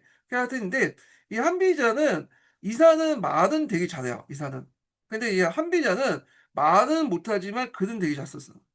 그래서 이제 있고 진시황이 이제 한비자를 데리고 오려고 한난을 공격했다고 하죠. 그래서 한비자를 데리고 와서 자기 이제 참모를 삼았지만 이사가 한비자와 상당히 또 친하면서도 질투하는 사이이기 때문에 이사를 모함했어, 한비자를. 결국에는 이제 한비자가 그 모함받고 나중에 감옥에서 죽게 되죠. 예. 하여튼 이 이사와 한비자는 이제 순자의 제자다, 이렇게 보시면 될 것 같고요. 자, 한비자는 육아의 덕지주와 예교주의를 배척하고 법치주의를 내세우고 있다. 법치의 기본은 엄영주의와 철저한 신상필법에 따른 원칙에 따른 것이다. 국왕에게 가장 중요한 건 부강한 나라이고 이들 위해서는 강한 군대가 필요하며 북을 위해서 이제 농업생산을 발전해서 상업과 공업을 마법으로 억압해야 된다. 이게 전형적인 농번 억상 정책이죠. 그러니까 이런 농번 억상 정책은 한비자만 처음 말한 게 아니라 예전부터 있었어요. 육아도 말했고 법가도 말했고 등등을 했는데, 자, 일단 법가 같은 경우에는 국가가 개입을 해서 통제를 해야 된다. 근데 육아는 그냥 자연스럽게 한다고 논리고, 그래서 이 법가의 논리가 이제 상황의 어떤 논리와 그다음에 후에 이제 한무리의 정책들, 그다음에 왕망의 정책들이 쭉 연결돼 있죠. 이렇게 보시면 되겠습니다. 한무리와 왕망은 앞에서 말했지만 겉으로는 유교를 내세웠지만 실제로는 법가에 의한 통치예요. 예, 법가를 이용했죠. 통치 방법이고. 자, 그 다음에 한비자는 법치의 운영 방법을 술지와 세치와 함께 사용한다고 했다. 그래서 백성을 통치할 때는 이제 그 뭐냐면 이렇게 수치와 이제 세치와 함께 사용하는데, 백성을 통치하기 위해서 법이 필요하고 관리를 위해서 술이 필수이기 때문에 법과 술, 그리고 세는 제왕의 나라를 다스리기 기본이었다. 요거는 좀 약간 법치를 중심으로 해갖고 술치와 세치가 이제 보조적인 수단으로 얘기하고 있는데, 한의중은 그 뭐냐면 세치를 기준으로 해서 법치와 수치를 이렇게 각각 수단으로 사용하고 있다, 이런 식으로 얘기했잖아요. 한비자의 의견이 더 맞는 것 같아요. 그러니까 한의중 얘기가. 자, 하여튼 이런 이제 한비자의 사상은 진시황이 격천하면서 시황제를 그 업계에서 한날 무력으로 핍박하여 한비자를 진으로 보내도했다. 그러나 진에 온 한비자는 말 더듬이고, 그러니까 글을 잘 썼는데 이 사람의 문제가 뭐냐면 그 말을 잘 못해요. 어눌하죠, 어눌한. 그러니까 진시황과 제대로 소통이 이루어지지 않았고 동문인 그 이사의 무고로 옥에 갇혀 자살했다, 이렇게 보시면 되겠습니다. 근데 우리가 이사의 사상은 잘 모르잖아요. 한비자의 사상을 잘 알고 있죠. 예. 그래서 이 글이 말보다 이게 영구적으로 남는 게 뭐냐면 이런 측면이 있어요. 예. 그 말은 그때뿐이죠. 시발성이 강한데 말해서 이 글 같은 경우에는 그냥 어 장기적으로 많은 사람들에 영향을 미치잖아요. 예. 그래서 이제 이렇게 있고요. 자, 그다음에 이렇게 한비자 한번 봤고 그다음에 또 사상을 보겠습니다. 자, 도가죠. 도가의 무의 정치인데, 자, 이 도가는 이제 공자 거의 동시대의 인물인 노자에 의해서 창시했다고 했고 장자가 더 발전됐다고 했죠. 그래서 전국말 장자에 의해서 완성된 걸 알려져 있다. 그래서 이제 노장 사상이라고 하죠. 그럼 여기에서 좀 주의할 게 뭐냐면 노장 사상하고 그 뭐냐면 도교하고 동일하게 보신 분도 있는데 도교하고 노장 사상은 다른 거예요. 그러니까 노장 사상을 도가라고 하잖아요.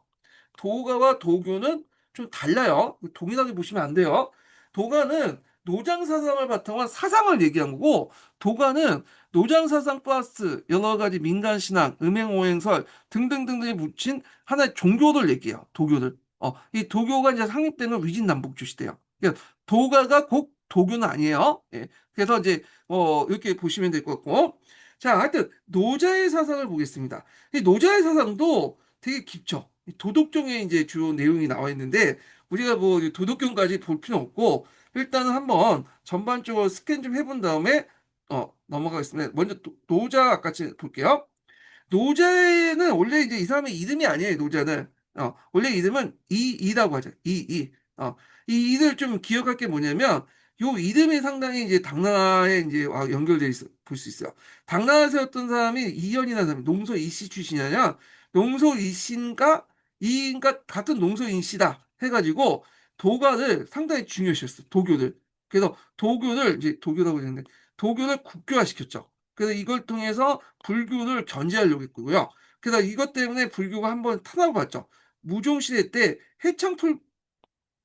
해창폐불이라는 사건이 있었죠. 요거와 연결시켜서 보시면 되고요. 하여튼 이 이는 이제 이름이고 그 당시에는 이제 자자는 이제 앞에 이제 성인들이 붙였던 해서 노자라고 이제 불렀는데, 노자의 대표적인 책이 도덕경이야. 도덕경. 요때 도라는 것은 어떤 윤리나 이런 것들이 아니에요. 자연의 법칙을 얘기해. 자연의 법칙. 그래 갖고 자연의 법칙을 어떻게 얘기했냐. 얘는 무의자연이라는 말로 얘기했죠. 무의자연은 뭐냐 하면 이때 자연부터 하죠. 우리가 이 자연이라는 것은 우리가 네이처, 그러니까 인공에 대입하는 어떤 자연적인 거, 뭐 산과 계곡이 있고 이런 자연의 의미가 아니에요. 잘못하신 분도 있는데 그건 아니고 스스로 자자 그날 연자예요. 예.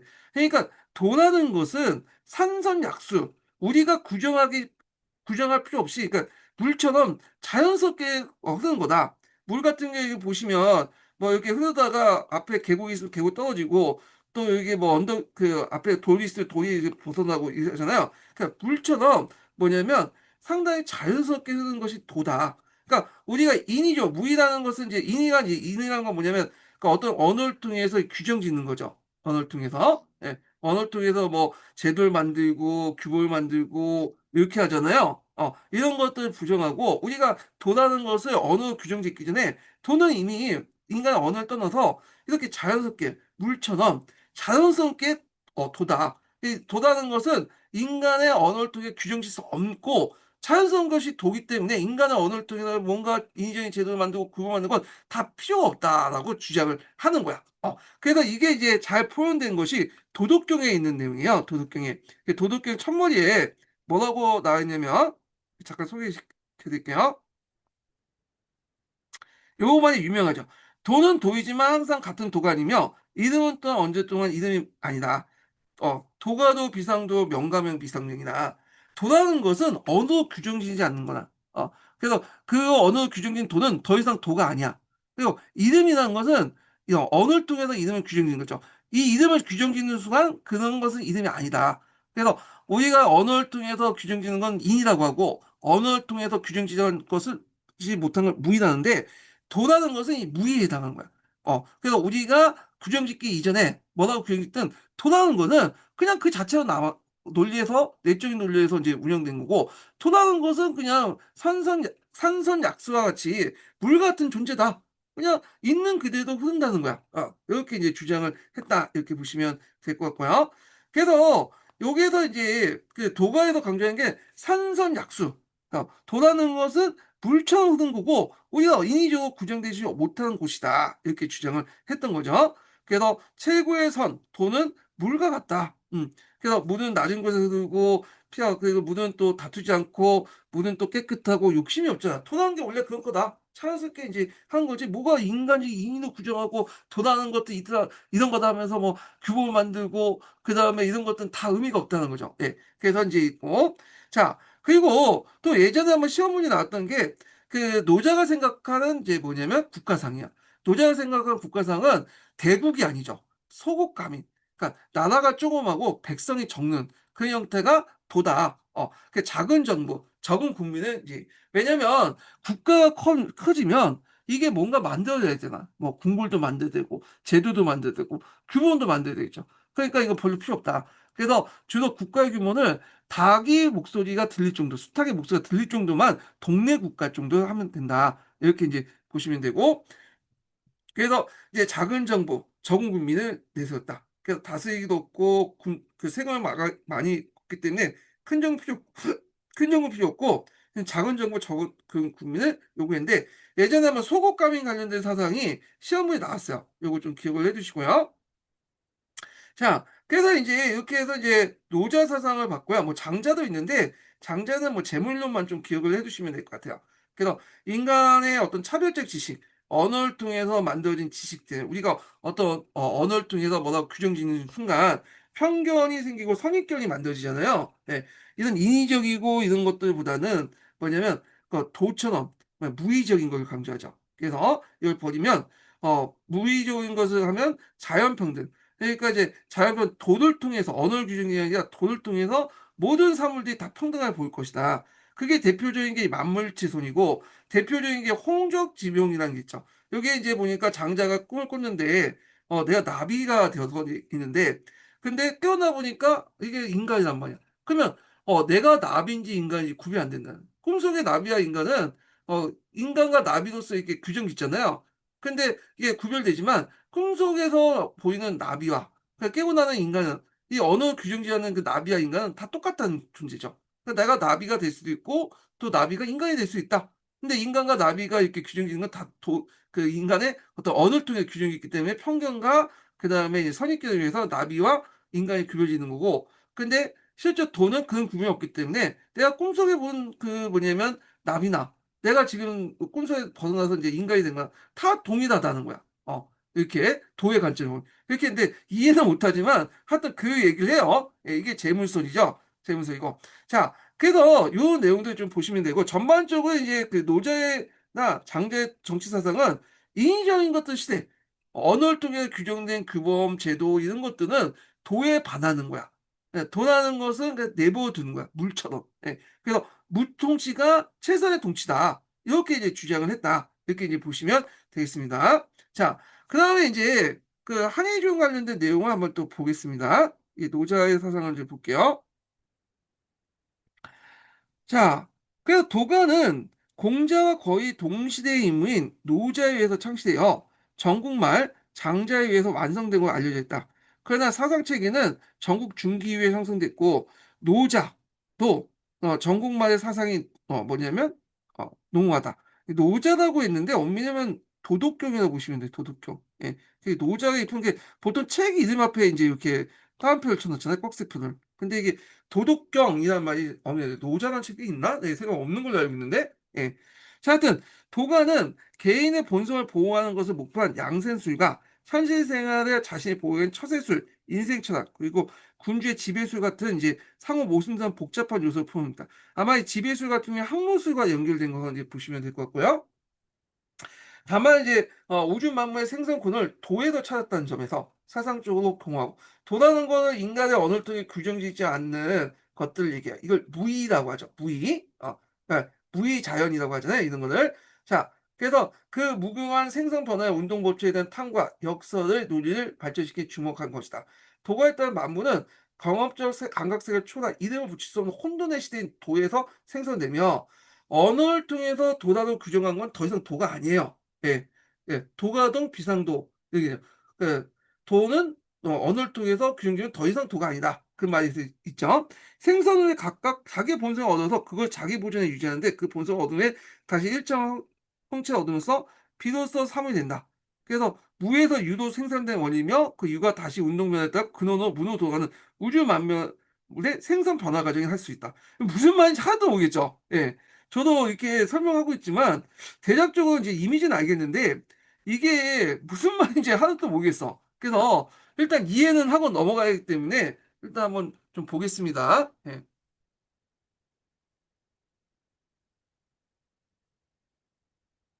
자, 이렇게 보면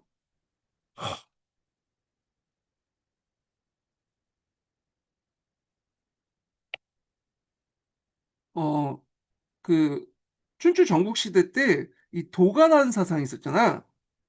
도가 사상 중에 그 이렇게 있는데 그 내용이 이해가 안 되는 사상이 있어 가지고 그 내용이 있어서 물어볼게.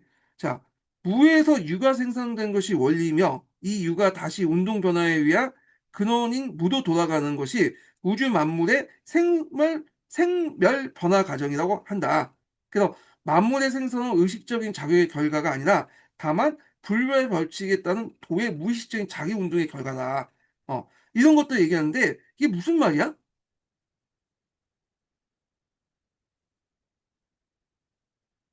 좋아. 정말 멋진 질문이야. 이건 사실 노자 도가 사상의 핵심 중 하나야. 네가 말한 내용을 하나하나 풀어가면서 비유와 함께 아주 쉽게 설명해 볼게. 먼저 핵심 문장을 다시 정리하면 이래. 무에서 유가 생기고 그 유는 운동과 변화를 통해 다시 무로 돌아간다. 만물의 생성과 변화는 의식적 의도가 아니라 무라는 도의 무의식적 자기 운동의 결과다. 자, 이제 하나씩 가보자. 흰, 무에서 유가 생긴다. 여기서 무는 아무것도 없는 공허, 진공 같은 걸 말하지 않아. 도가에서 말하는 무는 모든 가능성을 품은 텅 빈 상태라고 할 수 있어. 마치 아주 깊고 고요한 바닷속 같아. 아무것도 없는 것 같지만 사실 거기서 모든 것이 태어날 수 있는 씨앗을 품고 있는 상태지. 그 상태에서 유, 즉 구체적인 존재들이 생겨난다고 보는 거야. 비유를 들면 캄캄한 밤하늘에서 별이 하나씩 반짝이는 것처럼 밤하늘이 없으면 별도 못 보이잖아. 무가 있기 때문에 유가 나온다고 본 거지.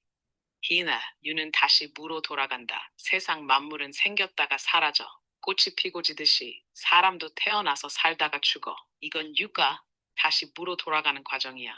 즉, 무에서 유가 생기고 유가 다시 무로 돌아가는 순환 구조가 자연의 법칙이라는 거지. 마치 바닷물에서 수증기가 되어 올라갔다가 구름이 되고 다시 비가 되어 바다로 돌아가는 것과 같아. 이 here, 만물의 생성은 의식적인 의도가 아니다.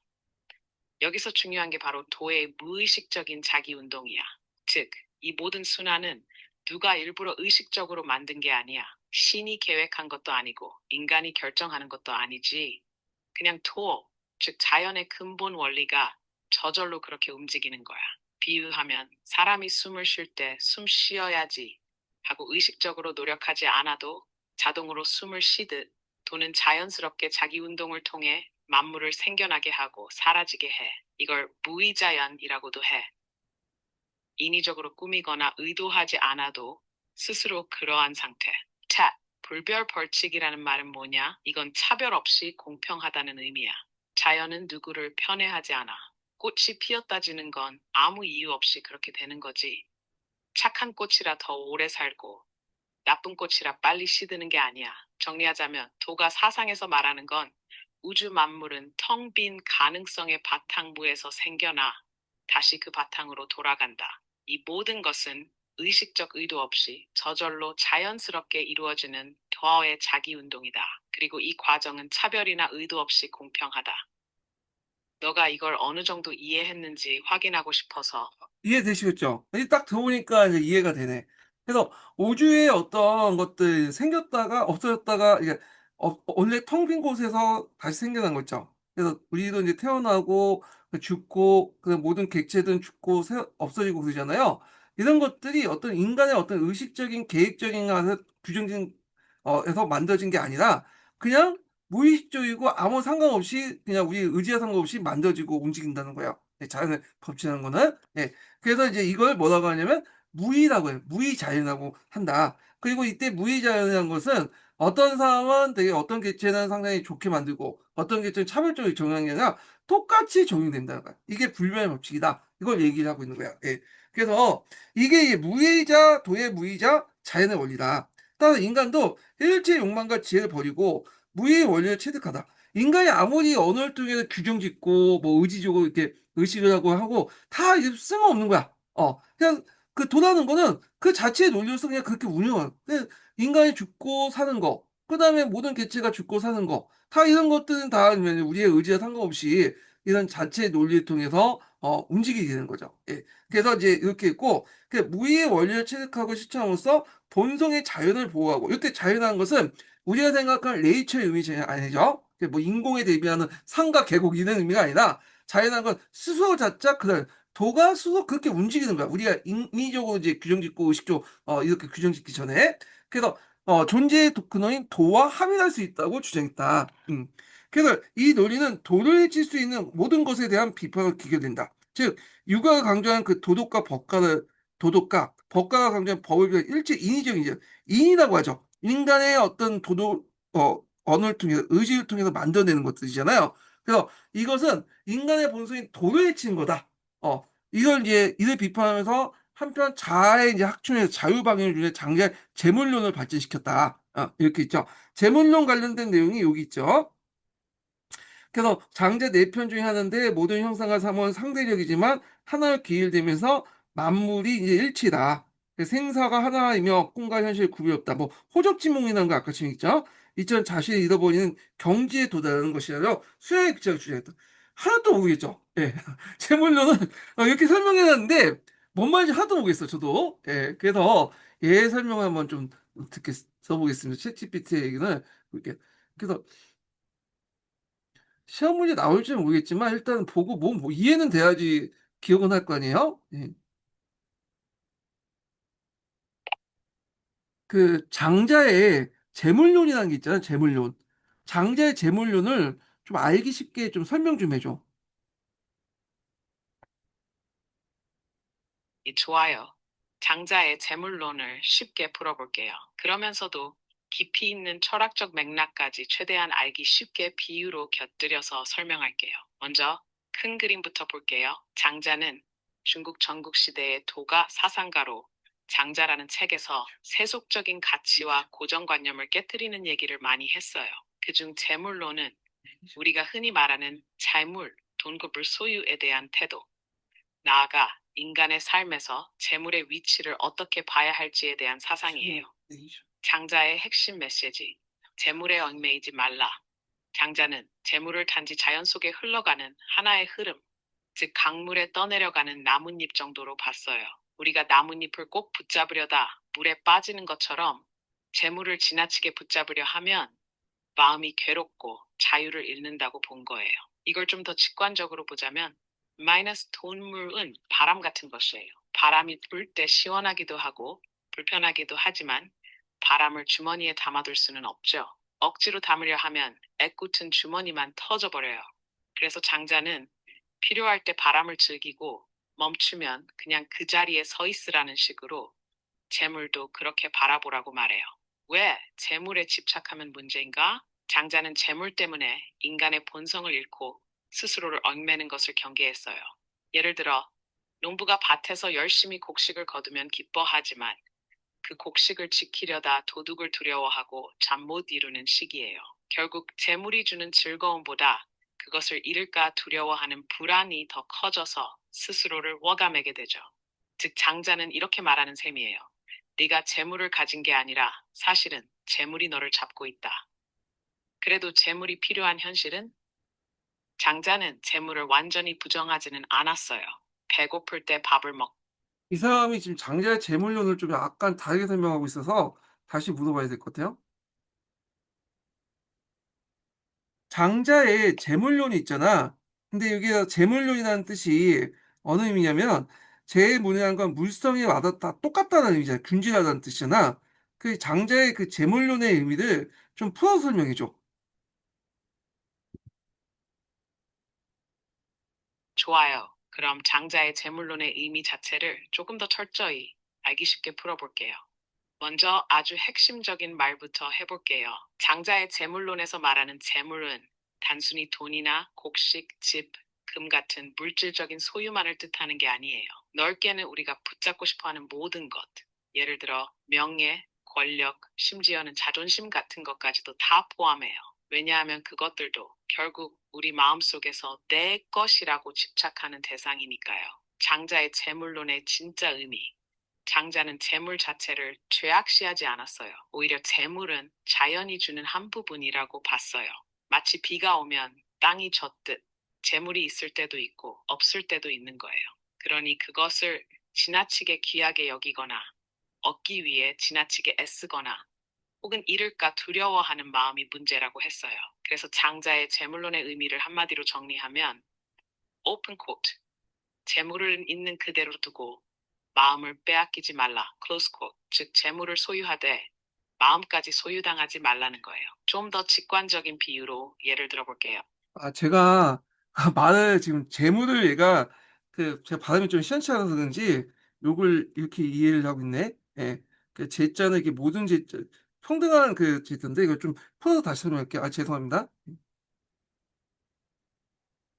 어, 그 장자에 보면 장자 네 편 중에 모든 형상과 사물은 상대적이지만 하나도 기일됨으로 만물이 일체된다. 이렇게 해서 그 주장이 있잖아. 그 내용이 뭐야?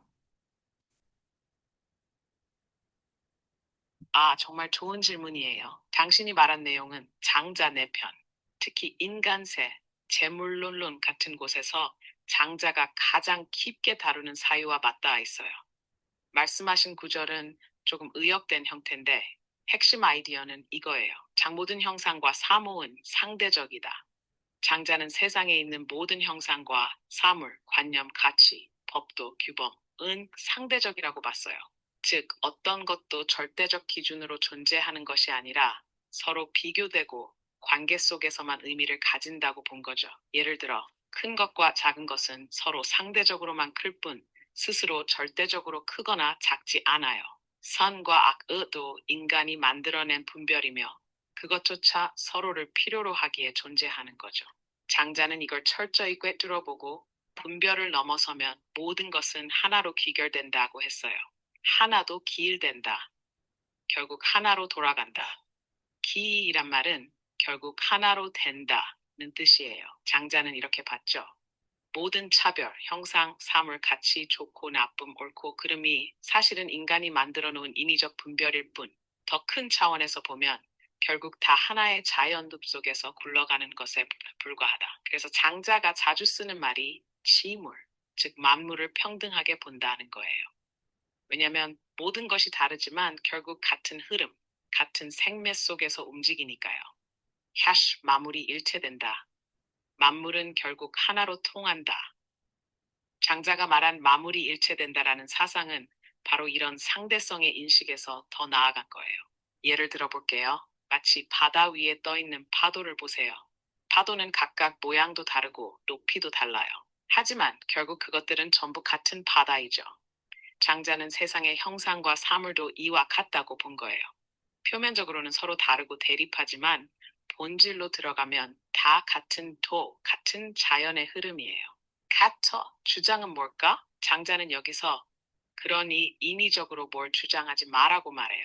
옳고 그름, 좋고 나쁨, 이익과 손해를 따지며 자기 주장을 내세우는 순간 오히려 만물의 큰 흐름에서 벗어나게 된다고 본 거죠. 그래서 그는 무의와 무시무신, 즉 억지로 뭘 하거나 마음을 쥐어짜지 말고 자연스럽게 도에 맡겨 살아가라고 말하는 거예요. 혹시 여기서 지부 사상을 더 깊게 네, 잘 들으셨죠? 내가 원하는 게 이건데 앞에 이제 제가 볼 때 제가 발음이 좀 시원치 않아서 그런지 이 재물, 그러니까 돈에 관련된 장자의 생각을 물어보고 얘가 생각을 해갖고 한 건데 구체적으로 얘기하니까 이제 재물론, 제가 생각하는 그 재물론을 이제 얘기를 했습니다. 예. 그래가지고 재물이라는 건 물성이 다 똑같다. 크게 보면. 근데 인간이 의지와 욕심과 어떤 편견이나 선입견 때문에 거기에 이제 각각 개별적 언어를 통해서 이렇게 의미를 부여하는 순간 이게 뭐냐면 그 제대로 된 그 본성을 보지 못한다. 그래서 모든 사람은 다 평등하기 때문에 이게 인간의 언어를 통해서 이걸 규정 짓지 말고 도를 통해서 자연스럽게 이제 봐야 된다. 이때 자연이라는 것은 도의 어떤 그 움직임, 자연스러운 그 움직임 있죠. 그걸 봐야 된다. 이렇게 이제 주장을 했던 것이 재물론인데, 자, 뭐 이렇게 있고, 자, 그 다음에 이제 계속 이제 보겠습니다.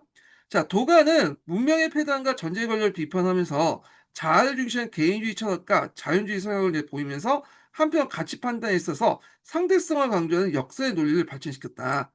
이렇게 있죠. 그래서 가치 판단에서 상대성을 강조하는 역사의 논리를 발전시켰다는데, 저도 이거 잘 모르겠어요. 왜 설명해 놓고는 제대로 얘기를 안 해. 뭔 말인지 하나도 몰라. 그래서 한번 또 물어보겠습니다. 요거까지 물어보고 좀 쉬었다가 다시 할게요. 예. 어. 그 도가에서 이런 말이 있거든.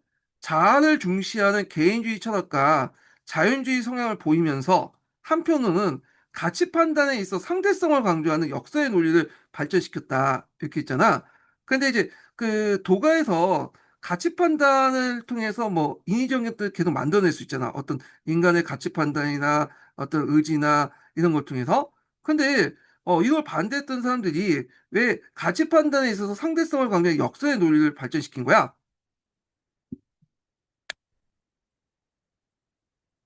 좋아요. 질문 정말 수준이 높아요. 차근차근 하나씩 짚어볼게요. 1. 먼저 도가의 기본 입장부터 장자도자하는 인가 스스로를 따르는 개인의 자연스러운 본성을 아주 중시했어요. 그러면서도 세상의 가치 판단, 옳다, 그르다, 선하다 같은 걸 근본적으로 의심했죠. 왜냐하면 그것들이 전부 인위, 즉 사람이 만든 것이지 자연 그대로의 모습이 아니기 때문이에요. 이건 마치 이렇게 비유할 수 있어요. 오픈 쿼트. 강물이 흐를 때 스스로 구불구불 돌을 피해 가는데 사람이 벽돌을 쌓아 이쪽으로만 흘러라 하고 제방을 만드는 게 바로 인위적인 가치 판단이에요. 도가는 그 제방, 규범, 도덕 관습을 불신한 거죠. Close quote. 2. 그런데 왜 상대성을 강조하는 역사의 논리를 발전시켰을까? 여기가 아주 흥미로운 부분인데 도가 사상가들이 가치 판단 자체를 부정하면서도 가치 판단의 상대성을 강조한 이유는 오히려 그렇게 해야 사람들이 인위적인 집착을 내려놓기 때문이에요. 즉, 이렇게 된 거예요. 세상 모든 가치 판단, 선악, 시비, 미추, 의리, 시대와 나라, 사람마다 달라요. 그것들이 상대적이라는 걸 깨닫게 되면 인간은 이게 절대적으로 옳다 하고 우기지 않게 돼요. 그러면 다투지 않고 자연스러운 흐름 속에서 살 수 있게 되죠. 장자는 바로 이 점에서 역사의 논리를 발전시켜요. 왜냐하면 예. 예, 역설을 잘못 받은 역사로 이제 알아듣는데, 앞에서 말한 것처럼 이렇게 이제 가치 판단의 상대성을 강조하는 것을 하면 할수록 사람들이 이게 이제 잘못됐다는 걸 이해하는 수단이 된다는 거죠. 예. 그래서 그 가치 판단에 대한 상대성을 강조하면서 그것이 오히려 이게 잘못된 이제 자연의 이치에 어긋난다는 깨닫게 하는 수단으로서 이걸 강조했다. 이렇게 이제 이해를 해 주시면 되겠습니다. 자, 그다음에 그 밑에 있는 것이 이제 요거는 잠깐만, 끊기네. 여기 끝까지 읽고 할게요. 예. 자, 노자의 어떤 정치 사상이 좀 나오는데요. 자, 노자는 무의를 통한 지배를 강조했다. 자, 무의란 도의 원리에 따라 일체의 인위적인 지배를 배제한 통치 형태이며, 무의는 일반 백성들에 적용시킬 때 자유의지 상실을 강조한 나머지 백성들 우민화시키는 위험이 있다. 그래서 이제 이 점에서 노자가 제시한 이상사의 소극감이나 자궁과 이상은 비교의 대상마저 없애버린 폐쇄적인 원시 공동체의 논리로 전락할 수 있다. 이렇게 있거든요. 솔직히 제가 이거 읽고 뭔 말인지 저도 잘 모르겠거든요. 그래서 여기 보면 무의를 일반 백성에 적용시킬 때 자유의지를 상실한 강조한 나머지 백성들을 우미화시키는 거 있다. 그러니까 무의가 왜 자유의지를 상실했는지 모르겠는데, 아마 일반 백성들이 이제 나름대로 의지를 가지고 해야지, 인의지를 가지고 해야지 그 뭐냐면 할 수 있는데, 무의를 강조하다 보면 아무것도 행하지 말라고 하잖아요. 그러니까 이제 백성들이 그 과정에서 우민화되는 경우가 있다. 이런 걸 이제 얘기하는 것 같아. 그 논리를 보면요. 자, 이 점에서 이제 노자가 제시한 이상사의 소극감이나 작은 국가의 이상은 비교의 대상마저 없애버려 폐쇄적인 원시 공동체 사회의 논리로 전락할 수 있다. 그러니까 예전에 이제 그 부족 사회로 돌아가자는 논리잖아요. 예. 그래서 하여튼 뭐 이런 식으로 저는 한번 이해했어요. 그래서 시간 관계상 제가 챗GPT한테 물어보진 않고 한번 나중에 물어보고 제대로 좀 이해를 해주시고요. 도가는 위선적인 도덕 정치와 정당한 폭력 통치를 이제 부정하지만 도의 체험자인 군주에 의해서 고도의 우문 정치를 발전할 수 있었고, 이것이 훗날 법과의 결합해 항로수를 나갈 수 있는 논리가 숨어 있었다. 이렇게 있는데, 그러니까 이제 도의 체험자인 군주, 그러니까 자연의 이치를 깨달은 군주가 통치하는 거기 때문에 모든 국민은 그냥 군주에게 다 맡기고, 모든 국민은 이제 백성들 국민의 그 도의 체험자 군주에게 모든 정치를 맡기고 자기는 그냥 알아서 살아라. 이런 식으로 할 때 우민 정치가 연결될 수 있고, 그리고 이것이 이제 항로수가 연결될 수 있다. 이렇게 이제 보고 있는데, 요 부분은 좀 제가 이제 제대로 좀 이해는 하고 넘어가야 될 것 같거든요. 그래서 요걸 좀 보겠습니다. 설명을 제대로 안 하기 때문에 제가 요것만 하고 좀 쉴게요. 예.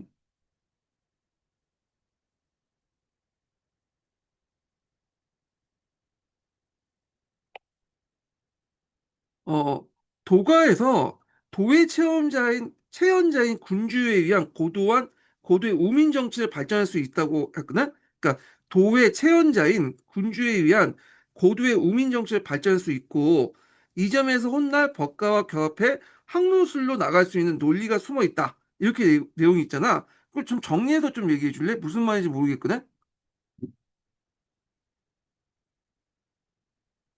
좋아, 아주 천천히 풀어서 이야기해 볼게. 네가 준 문장은 좀 복잡하게 표현돼 있어서 이해하기 어렵지. 하나하나 풀어보면 이래. 먼저 도가에서 도의 체현자인 군주에 의한 고도의 우민 정치를 발전할 수 있다라는 부분은, 즉 노자와 장자의 사상가 말하는 도를 잘 깨달은 군주가 있다면 이 군주가 백성을 일부러 어리석게 두는 정치, 우민민쟁지를 더 정교하게 할 수 있다는 얘기야. 여기서 왜 우민정치가 나오냐 하면, 도가는 사람들이 너무 똑똑하고 계산적으로 움직이면 사회가 혼란스러워진다고 봤거든. 그래서 자연스럽고 꾸밈 없는 상태를 좋게 보고 백성이 너무 많이 아는 걸 경계했어. 그러다 보니 군주가 일부러 백성을 단순하게 두어서 다스리면 사회가 큰 갈등 없이 유지된다고 본 측면이 있어. 그리고 이 점에서 훗날 법과와 결합해 항로술로 나갈 수 있는 논리가 숨어 있다는 부분은 이 도가적인 우민 정치가 법가와 결합하면 좀 더 체계적인 통치 기법, 즉 항로술로 발전할 수 있다는 뜻이야. 여기서 항로술은 진나라 시황제 같은 법가 군주들이 사용한 술수와 통치 기술을 말하는데 백성을 철저히 통제하고 군주의 권력을 유지하기 위한 기교야. 자, 뭐 이거는 뒤에 얘기는 좀 잘못 얘기한 것 같고, 그래서 백성들의 우민 정치를 발전할 수 있다는 것은 도의 체험자인 군주가, 예, 군주만 도를 알 수 있고, 그것을 백성들은 뭐냐면 아무것도 모르는 상태에서 통치하는 게 제일 이상적이다. 그래서 이런 것들이 이제 후에 법가 사상에서 재해석됐고, 후에 이제 법가가 예, 항로술로 나갈 수 있는 거니까 황제와 노자 사상 결합돼서 바탕이 되었다. 이렇게 이해를 해주시면 되겠습니다. 뭐 깊이 있는 이해는 그냥 못할 것 같아요. 여기는 하여튼 뭐 그 정도 이렇게 이제 파악을 해두시고 넘어가시면 될 것 같고요. 자, 좀 쉬었다가 이 그 동계에 있는 여기 그 관련된 사상들, 도가 사상 관련된 내용을 한번 또 보겠습니다.